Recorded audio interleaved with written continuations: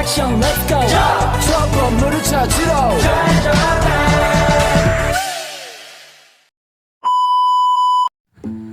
Halo adik-adik, kita berjumpa lagi dengan Kak Putri. Adik-adik, bagaimana kabar kalian hari ini? Semoga kita semua sehat selalu ya. Nah adik-adik, hari ini kita akan belajar materi IPA. Di materi IPA ini kita akan belajar tentang adaptasi tumbuhan terhadap lingkungannya. Ayo disimak video pembelajaran hari ini. Adik-adik tahu tidak apa yang dimaksud dengan adaptasi? Ya, adaptasi adalah kemampuan untuk menyesuaikan diri dengan lingkungannya. Adaptasi juga merupakan salah satu ciri makhluk hidup. Adaptasi ada beberapa macam, di antaranya ada adaptasi morfologi, fisiologi, dan tingkah laku. Selain itu, adaptasi juga sangat penting bagi makhluk hidup.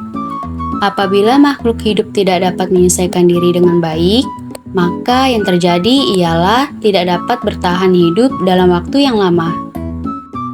Selanjutnya, apa sih tujuan dari adaptasi? Tujuan dari adaptasi yang pertama, untuk bertahan hidup.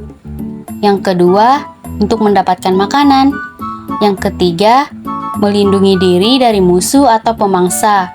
Yang keempat, melestarikan keturunan atau berkembang biak. Selanjutnya, ada jenis-jenis adaptasi pada tumbuhan. Yang pertama, morfologi. Yang kedua, fisiologi. Yang ketiga, tingkah laku. Yang pertama, adaptasi morfologi. Adaptasi morfologi adalah bentuk adaptasi yang ditandai dengan perbedaan pada bentuk daun, akar, dan batang pada tumbuhan. Morfologi ini dapat dilihat langsung oleh mata kita. Adaptasi morfologi pada tumbuhan ini juga dibagi menjadi 5 berdasarkan habitat atau tempat tinggalnya. Yang pertama, hidrofit. Yang kedua, xerofit. Yang ketiga, higrofit. Yang keempat, epifit. Yang kelima, halofit. Yang pertama, hidrofit, yaitu tumbuhan yang hidup di air. Contohnya, teratai. Yang kedua, xerofit, yaitu tumbuhan yang hidup di daerah kering atau kurang air. Contohnya, kaktus. Yang ketiga, higrofit, yaitu tumbuhan yang hidup di daerah basah atau lembab. Contohnya itu rumut ataupun talas. Yang keempat, epifit, yaitu tumbuhan yang hidup menumpang pada tumbuhan lain. Contohnya bunga anggrek. Yang kelima, halofit, yaitu tumbuhan yang hidup di daerah dengan kadar garam yang tinggi. Contohnya pohon bakau. Adaptasi pada tumbuhan hidrofit. Tumbuhan yang hidup di air atau hidrofit melakukan adaptasi dengan bentuk daunnya yang lebar dan tipis untuk mempercepat penguapan. Batangnya berongga berisi air sehingga dapat mengapung di atas air, dan akarnya yang relatif panjang. Akarnya berserabut dan berbulu untuk menyerap zat hara dalam air. Contoh tumbuhan hidrofit adalah eceng gondok dan teratai. Selanjutnya, adaptasi pada tumbuhan xerofit. Tumbuhan yang hidup di daerah kering atau xerofit memiliki daun yang tebal dan sempit untuk mengurangi penguapan. Pada kaktus, daunnya berbentuk duri, batangnya tebal, dan memiliki jaringan spons untuk menyimpan air, serta akar yang panjang untuk mencari air dalam jangkauan yang luas. Contoh tumbuhan xerofit adalah kaktus dan buah naga. Selanjutnya, adaptasi pada tumbuhan higrofit. Tumbuhan yang hidup di daerah basah atau higrofit memiliki daun yang lebar untuk mempercepat penguapan, serta ujung tulang daun yang berlubang untuk gutasi atau meneteskan air. Tumbuhan higrofit adalah tumbuhan yang dapat hidup di daerah dengan tingkat kelembaban tinggi, misalnya di ekosistem hutan hujan tropis. Contoh tumbuhan higrofit tersebut antara lain tumbuhan paku, tumbuhan kemunting, tumbuhan lumut, daun ungu, keladi atau talas, dan dedalu. Selanjutnya, adaptasi pada tumbuhan epifit. Tumbuhan epifit adalah tumbuhan yang hidup menumpang pada tumbuhan lain karena dia tidak bisa hidup dengan media tanah. Epifit itu tidak merugikan tumbuhan inangnya karena dia membuat makanan sendiri dan tidak mengambil makanan inangnya. Tumbuhan epifit akan beradaptasi dengan membentuk beberapa bagian jaringan yang menggelembung. Jaringan yang menggelembung ini digunakan untuk menyimpan air. Contoh tumbuhan epifit adalah bunga anggrek. Selanjutnya, adaptasi pada tumbuhan halofit. Tumbuhan halofit adalah tumbuhan yang mempunyai kemampuan untuk hidup di lingkungan dengan kadar garam tinggi. Ciri-ciri tumbuhan halofit diantaranya mempunyai akar yang sangat kuat dan separuh badannya biasanya tergenang di air. Akarnya ada tertanam di bawah air dan ada yang di permukaan air. Contohnya tumbuhan bakau. Tumbuhan bakau mempunyai akar yang kuat dan kokoh untuk menahan ombak di pantai. Akar tersebut disebut dengan akar tunjang atau stiff. Yang kedua, adaptasi fisiologi.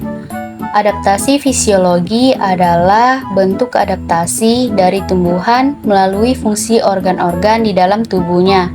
Jadi, kita tidak bisa melihatnya dari luar ya. Berikut adalah tumbuhan yang beradaptasi secara fisiologi. Yang pertama, kantong semar. Kantong semar memiliki organ yang dapat menghasilkan nektar yang menarik serangga untuk menjebak dan organ yang dapat menghasilkan cairan yang mempermudah konsumsi serangga agar dapat diambil nitrogennya. Tumbuhan yang beradaptasi secara fisiologi yang kedua, Rafflesia arnoldi. Bunga ini mengeluarkan bau busuk untuk menarik perhatian serangga yang akan membantu penyerbukan. Tumbuhan yang beradaptasi secara fisiologi yang ketiga, Venus flytrap, mengeluarkan nektar yang harum untuk memikat serangga untuk hinggap di daun Venus yang terbuka, dan saat serangga hinggap di daun Venus yang terbuka dan menyentuh rambut-rambut halus di dalamnya, daun Venus yang terbuka akan tertutup dengan cepat. Yang ketiga, adaptasi tingkah laku. Adaptasi tingkah laku tumbuhan merupakan penyesuaian diri yang ditunjukkan dengan tingkah lakunya terhadap lingkungan. Contoh adaptasi tingkah laku. Yang pertama, bunga matahari. Bunga matahari beradaptasi dengan cara menyesuaikan diri terhadap sinar matahari dengan mengikuti arah gerak matahari. Contoh adaptasi tingkah laku yang kedua adalah bunga putri malu. Bunga putri malu beradaptasi dengan cara menutup daunnya untuk melindungi diri dari hewan pemakan tumbuhan yang ingin memakannya. Putri malu akan menutup daunnya jika daunnya disentuh, ditiup, atau terkena suhu yang panas. Contoh adaptasi tingkah laku yang ketiga, pohon randu, pohon jati, pohon mahoni, pohon akasia, dan pohon albasia. Proses meranggas atau menggugurkan daun merupakan upaya penyesuaian tingkah laku yang dilakukan oleh pohon-pohon tersebut untuk bertujuan mengurangi penguapan yang berlebihan pada musim kemarau. Penguapan tersebut terjadi di daun sehingga daun pohon perlu digugurkan. Apabila daun tidak digugurkan, maka pohon bisa mati karena penguapan terus-menerus, sedangkan pasokan air di dalam tanah sangat sedikit. Contoh adaptasi tingkah laku yang terakhir ada pohon jagung, pohon tebu, dan pohon pisang. Tumbuhan-tumbuhan tersebut menggulungkan daunnya pada musim kemarau. Hal ini bertujuan untuk mengurangi penguapan. Daun tumbuhan yang lebar akan memudahkan terjadinya penguapan air di cuaca panas. Daun akan menggulung untuk mengurangi penguapan. Baiklah adik-adik, pembelajaran kita hari ini cukup sampai di sini dulu ya. Kakak ucapkan terima kasih sudah menyimak video pembelajaran ini sampai akhir. Dan sampai jumpa di video pembelajaran selanjutnya.